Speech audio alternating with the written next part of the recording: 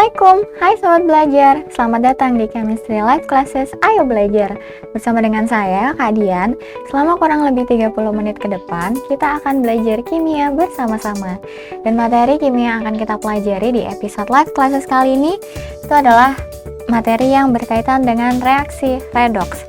Nah, tapi kita nggak akan langsung bahas mengenai reaksi redoksnya. Kita akan bahas mengenai apa yang membuat gigi, tembok, dan juga baju berubah menjadi kusam. Nah, apa itu? Yuk kita bahas.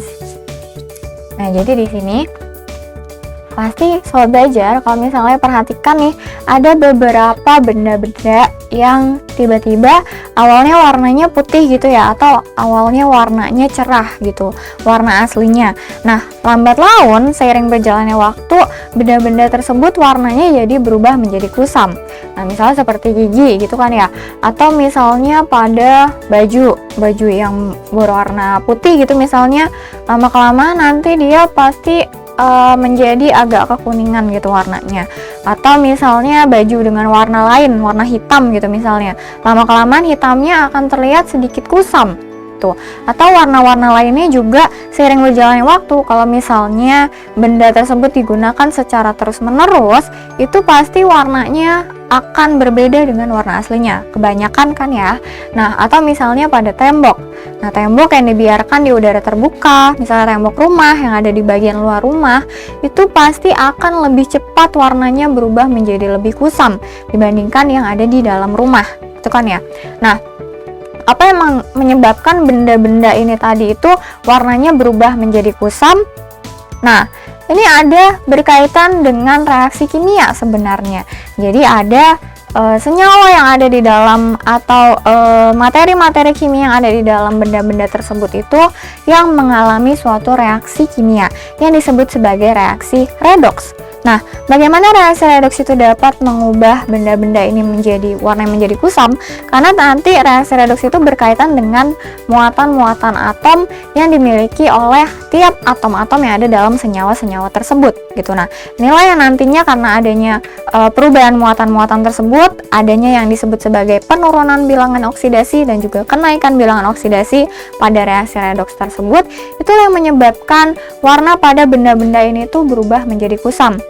Nah, kalau misalnya Sobat Belajar mau tahu lebih lanjut lagi mengenai reaksi redoks tadi, karena tadi kakak sudah sebutkan sebelumnya mengenai reaksi redoks. Nah, apa itu reaksi redoks? Kalau Sobat Belajar mau tahu lebih banyak lagi, tetap saksikan episode live classes kali ini, karena belajar sekarang itu mudah.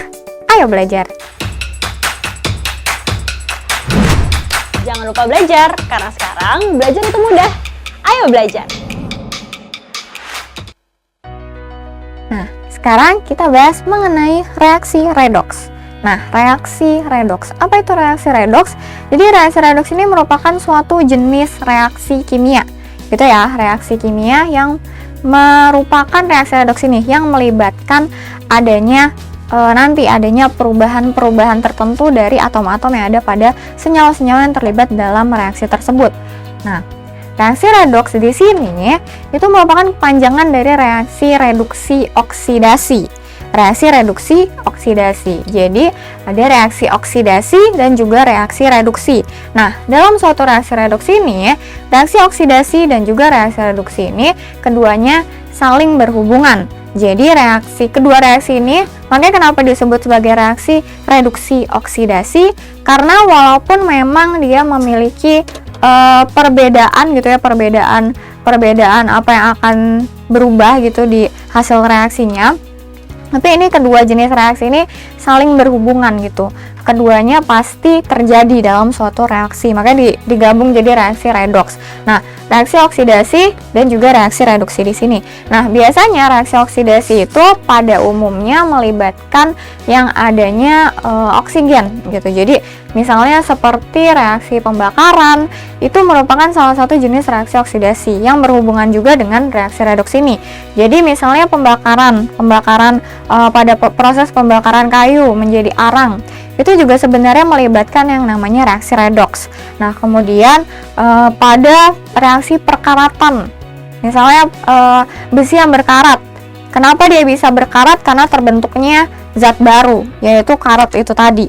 Nah, karat ini tadi itu terbentuk melalui suatu reaksi kimia yang digolongkan ke dalam reaksi redoks gitu. Nah, kemudian pada proses pembusukan buah itu misalnya apel gitu ya. Apel kalau misalnya kita gigit apelnya terus dibiarkan di udara terbuka, pasti lama-kelamaan nanti bagian dalam apelnya yang tadinya warnanya putih itu akan berubah menjadi kekuningan. Nah, ini juga ada hubungannya dengan reaksi redoks. Jadi sebenarnya reaksi redoks di kehidupan sehari-hari itu banyak banget gitu. Nah, termasuk reaksi pada saat kalian bernafas. Proses respirasi pada manusia itu juga merupakan jenis reaksi redoks. Itu pengubahan proses metabolisme sel gitu, misalnya perubahan glukosa menjadi energi. Nah, itu juga melibatkan yang namanya reaksi redoks. Nah, jadi reaksi redoks tadi merupakan reaksi oksidasi dan juga reaksi reduksi.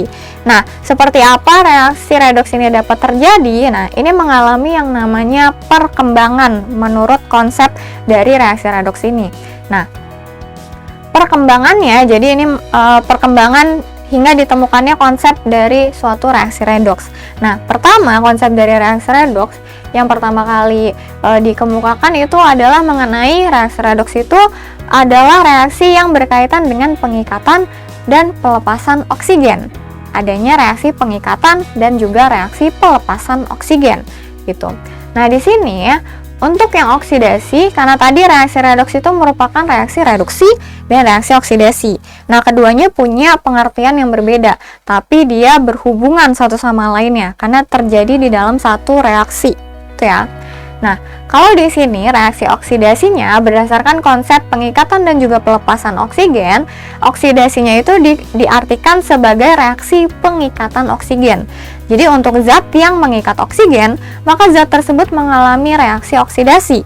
Nah, kemudian untuk yang reduksinya, ini saling bertolak belakang, jadi kebalikannya. Jadi kalau oksidasinya tadi merupakan pengikatan oksigen, kalau reduksinya berarti ini adalah reaksi pelepasan oksigen. Untuk tiap zat yang melepaskan oksigen, berarti zat tersebut mengalami reaksi reduksi, berdasarkan konsep reaksi redoks ini. Itu ya. Nah, contohnya seperti apa? Misalnya, contoh reaksi oksidasi. Pada saat proses perkaratan besi. Nah, besi yang misalnya di sini ada paku ya, paku yang berkarat. Besi yang pada awalnya dia berupa Fe nih ya, besi dalam bentuk Fe, ketika bereaksi dengan oksigen di udara, oksigen kan ya, berarti dia mengikat oksigen karena dia bereaksi dengan oksigen tadi, dia mengikat oksigen sehingga terbentuklah oksida dari besinya, yaitu Fe2O3 yang merupakan karat, yang menyebabkan warna dari besinya itu berubah menjadi warna kecoklatan. Inilah warna kecoklatan inilah akibat dari Fe2O3 ini, dari karatnya itu tadi. Nah, ini kenapa terbentuk senyawa ini? Karena besinya mengikat oksigen. Nah, berarti reaksi ini merupakan reaksi oksidasi berdasarkan konsep pengikatan oksigen. Gitu ya. Nah, contoh lainnya misalnya pada proses pembakaran. Pembakaran misalnya contoh pada saat memasak menggunakan LPG. Nah, contohnya LPG ini kandungannya ada C3H8. Ini adalah senyawa atau gas yang terkandung dalam LPG. Nah, di sini LPG ketika dibakar direaksikan dengan oksigen, maka akan mengikat oksigen si karbonnya itu. Nah, reaksi pengikatan oksigen inilah yang disebut sebagai reaksi oksidasinya. Gitu, sobat belajar. Jadi, reaksi pembakaran dan juga reaksi perkaratan besi tadi ini merupakan contoh dari reaksi oksidasi berdasarkan konsep pengikatan oksigen. Nah, kalau yang reduksinya, contohnya pada proses reduksi oksida besi dengan karbon monoksida. Nah, atau proses pembuatan besi biasanya yang berasal dari biji besi. Nah, biji besi di sini berasal dari oksidanya, itu hermatit dalam bentuk Fe2O3. Direaksikan dengan karbon monoksida, kemudian dari sini besinya itu karena bereaksi dengan karbon monoksida ini, dia terjadilah reaksi pelepasan oksigen. Nah, Fe2O3 yang menjadi Fe ini karena oksigennya terlepas, maka inilah yang disebut sebagai reaksi reduksi berdasarkan konsep pelepasan oksigen. Karena di sini Fe2O3-nya ketika di hasil reaksinya menjadi Fe. Nah, Fe di sini sudah tidak mengikat oksigen lagi. Berarti adanya reaksi pelepasan oksigen. Gitu ya. Dari biji besi berubah menjadi besi. Proses pembuatan besi. Itu ya. Ini contoh dari reaksi reduksi berdasarkan konsep ini. Kemudian yang kedua juga ada pada proses pemurnian tembaga. Di sini dari CuO, tembaga oksidanya direaksikan dengan gas hidrogen. Nah, kemudian CuO yang tadinya dia tembaganya itu mengikat oksigen, ketika bereaksi dengan hidrogen ini mengalami suatu reaksi redoks ini tadi berdasarkan konsep pelepasan oksigen, maka CuO-nya melepaskan oksigen dan berubah menjadi Cu atau menjadi tembaga. Nah, inilah CuO-nya menjadi Cu disebut sebagai reaksi reduksi berdasarkan konsep pelepasan oksigen. Gitu ya. Jadi keywordnya adalah tadi kalau oksigen itu dia mengikat, kalau yang oksidasi dia mengikat oksigen, kalau yang reduksi dia melepas oksigen. Gitu ya. Oke? Nah, sekarang kita lanjut ke konsep berikutnya. Nah, konsep yang kedua, ini berdasarkan konsep pelepasan dan juga penerimaan elektron, berdasarkan elektron yang terlibat dalam suatu reaksi tersebut. Nah, kalau dari pengertiannya, oksidasi ini berarti reaksi berdasarkan pelepasan oksigen. Berarti untuk tiap zat yang mengalami pelepasan oksigen, berarti itu berarti terjadi reaksi oksidasi. Gitu ya. Nah, sedangkan kalau yang reduksinya, kalau misalnya zat tersebut mengalami penangkapan elektron atau zat tersebut itu menangkap suatu elektron, berarti zat tersebut mengalami reaksi reduksi. Itu ya. Nah, contohnya, nah seperti ini. Untuk yang oksidasi, Zn pada keadaan awalnya nih logam Zn atau logam seng di sini itu menangkap suatu melepaskan elektron gitu ya, hingga dia membentuk ionnya. Nah, maka di sini disebutlah. Nah, ini kan di sini Zn-nya untuk berubah menjadi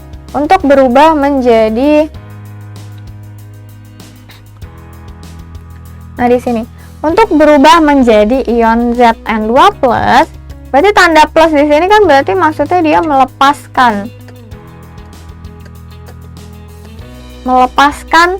dua elektron. Oke, di sini dituliskan nih ada 2 elektron yang terlepas. Itu ya nanti akan siap diambil oleh zat lainnya. Gitu. Jadi reaksi ini adalah reaksi oksidasi karena terjadi pelepasan elektron tadi. Gitu ya. Nah, kemudian kalau yang reduksinya berarti kebalikannya, reaksi penangkapan elektron. Nah, jadi suatu zat dia menangkap elektron untuk membentuk ionnya. Misalnya di sini Cl2 dia menangkap sejumlah elektron sehingga menjadi ionnya. Gitu. Gimana sobat belajar? Jadi kalau misalnya oksidasi dia melepaskan elektron, kalau yang reduksi dia menangkap elektron. Itu ya. Itu keywordnya. Sudah? Oke? Nah, kita lanjut ke pembahasan berikutnya. Nah, yang ketiga ada konsep reaksi redoks berdasarkan penambahan dan penurunan bilangan oksidasi. Nah, konsep redoks ini yang paling sering digunakan. Jadi yang dilihat adalah bilangan oksidasinya. Nah, sobat belajar harus sudah tahu mengenai bagaimana cara menentukan bilangan oksidasi dari tiap atom dalam suatu senyawa. Atau pokoknya harus dapat mengetahui bilangan oksidasi dari setiap zat. Gitu, bagaimana cara menentukannya.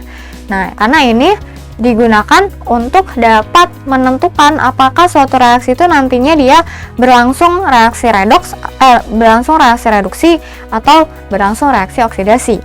Nah, kalau dari pengertiannya di sini, reaksi oksidasi itu adalah reaksi ketika zatnya itu mengalami penambahan bilangan oksidasi atau bilangan oksidasinya jadi bertambah.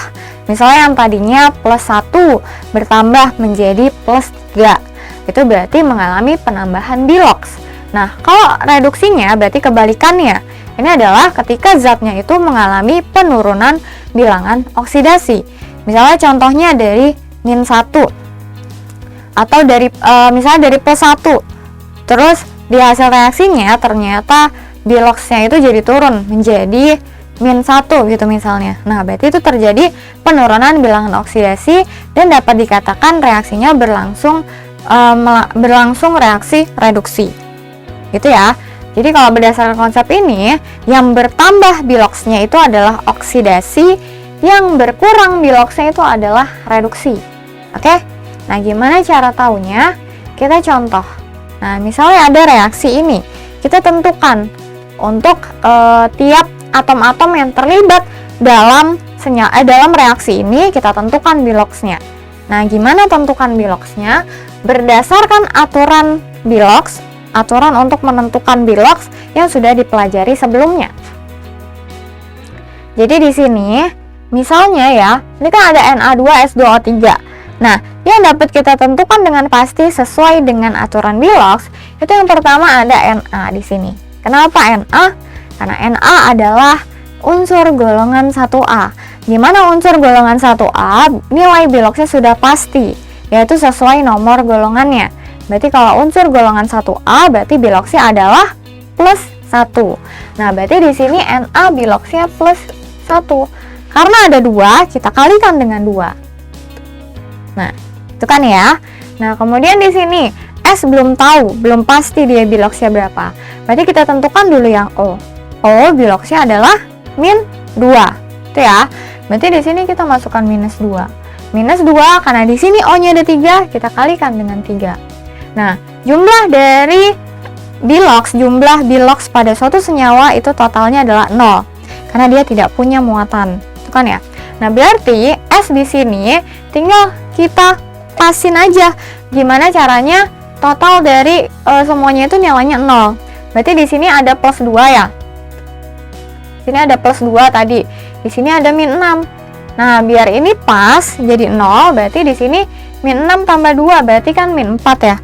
Berarti biar min 4 nilainya jadi 0, jadi di sini kita nilainya berarti plus 4. Min 4 ditambah 4 kan hasilnya 0, gitu kan ya. Nah, berarti di sini plus 4. Plus 4 untuk kedua S. Berarti satu S-nya nilainya plus 2. Nah, ini nilai S. Itu ya. Nah, kemudian yang kedua untuk yang I2. I2 ini merupakan unsur bebas. Berarti kalau unsur bebas biloxnya sama dengan 0. Karena dia unsur bebas.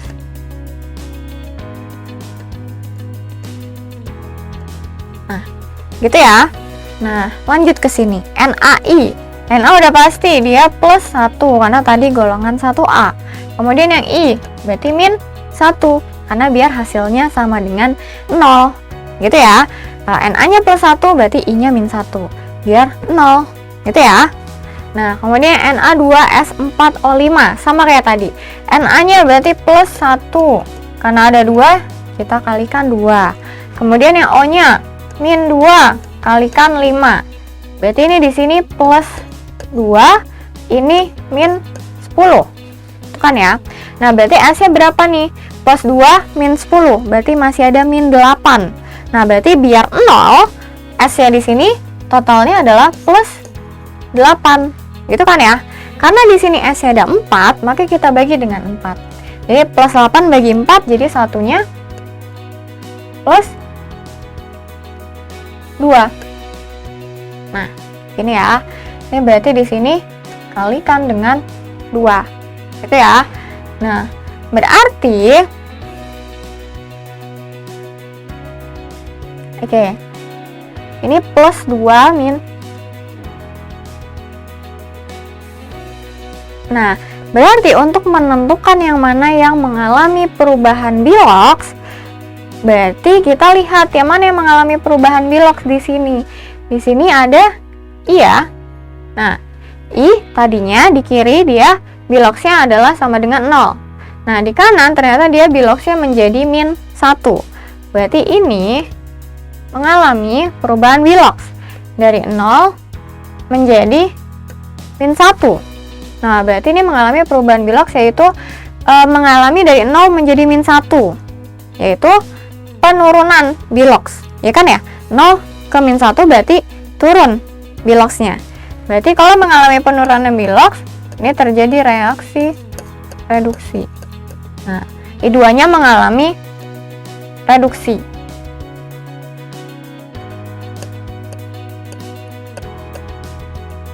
Nah, gitu.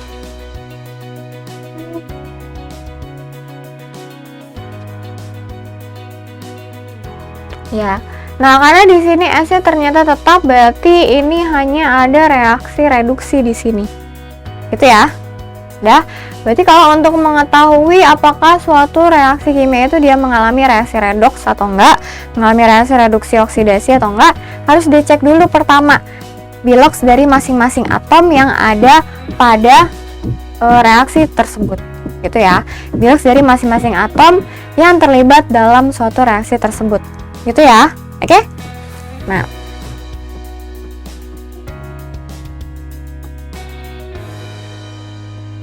selanjutnya di sini ada bagaimana cara untuk menentukan reduktor dan juga oksidator.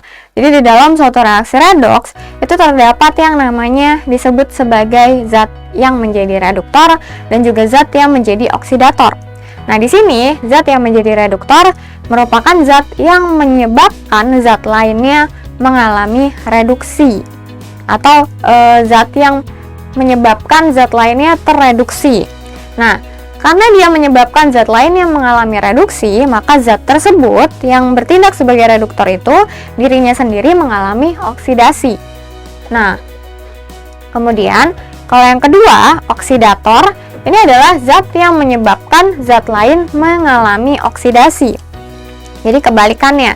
Jadi dia menyebabkan zat lain mengalami oksidasi, tetapi zat tersebut, zat yang bertindak sebagai oksidator tersebut, dirinya sendiri mengalami reduksi. Itu ya. Nah, kemudian ada juga di dalam suatu reaksi redoks, ada yang bertindak sebagai hasil reduksi dan juga ada yang bertindak sebagai hasil oksidasi. Ini sesuai aja. Kalau hasil reduksi adalah zat yang ada di produk yang dia bertindak sebagai hasil dari zat yang mengalami reduksi. Kalau yang hasil oksidasi berarti zat yang ada di produk yang merupakan zat hasil dari zat yang mengalami oksidasi. Itu ya. Nah, contohnya misalnya pada pada reaksi ini. Nah, di sini kita pertama untuk mengetahui yang mana jadi reduktor, yang mana jadi oksidator, dan yang mana yang merupakan hasil reduksi dan juga hasil oksidasi, kita harus tentukan dulu nih. Pertama, biloks dari masing-masing atomnya. Nah, kita tentukan biloks dari masing-masing atomnya ya. Sini pertama ada Cu. Cu ini di sini karena dia sendiri cuma terdiri dari satu unsur aja, berarti ini merupakan unsur bebas dan biloksnya adalah 0. Itu ya. Kemudian untuk yang HNO3, di sini H, kita sudah bisa tentukan nilainya H adalah +1. Kemudian O nilainya juga sudah dapat kita tentukan. O itu nilainya adalah -2. -2 karena di sini ada 3, berarti -2 kali 3. Nah, berarti di sini +1,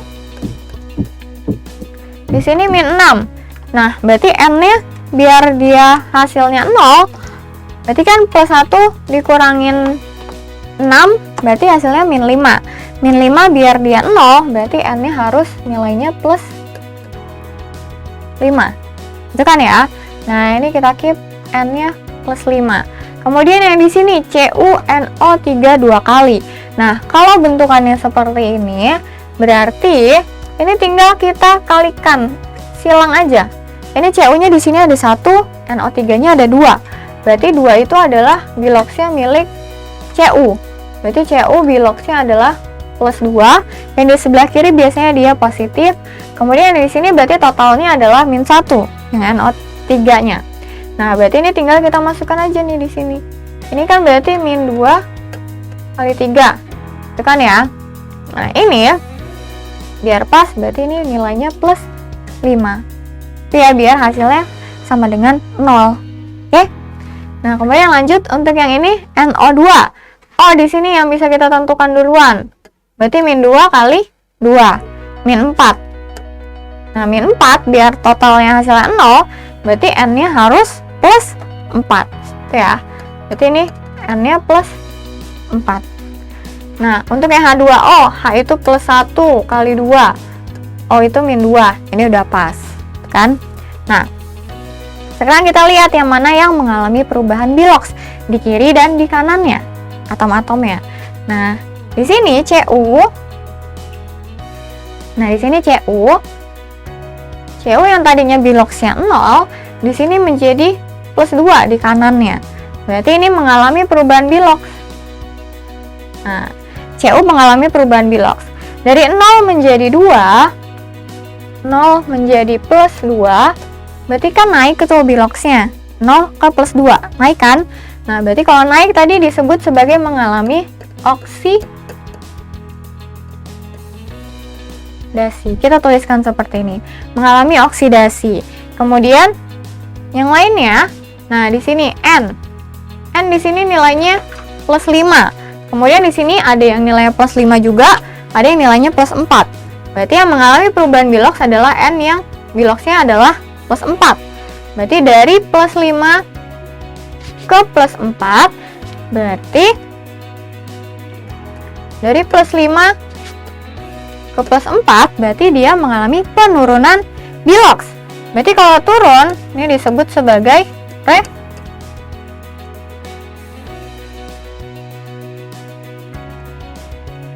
Nah, jadinya reaksinya mengalami reduksi.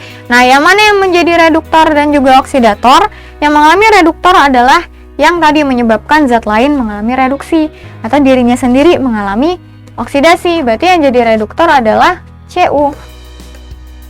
Nah, kemudian yang jadi oksidator adalah yang mengalami reduksi. Berarti oksidatornya adalah HNO3. Nah, yang jadi hasil reduksinya adalah ini sesuai aja. Hasil reduksinya NO2, hasil oksidasinya Cu NO3 2 kali. Gitu. Gimana sobat belajar? Gampang kan? Nah, tadi di episode kali ini kita sudah bahas mengenai konsep dari reaksi redoks. Apa itu reaksi redoks? Terus bagaimana cara menentukan yang mana yang mengalami reaksi reduksi, yang mana yang mengalami reaksi oksidasi pada suatu reaksi kimia. Nah, dan juga kita juga telah menentukan yang mana yang bertindak sebagai reduktor dan juga yang mana yang bertindak sebagai oksidator. Gimana sobat belajar, sudah paham? Nah, untuk dapat memahami lebih lanjut, nanti sobat belajar bisa coba beberapa soal lagi nih, coba-coba melihat reaksi-reaksi kimia apakah reaksi tersebut merupakan reaksi redoks atau bukan, berdasarkan konsep-konsep yang tadi sudah kita bahas di episode kali ini. Karena sekarang belajar itu mudah, ayo belajar. Jangan lupa belajar, karena sekarang belajar itu mudah. Ayo belajar.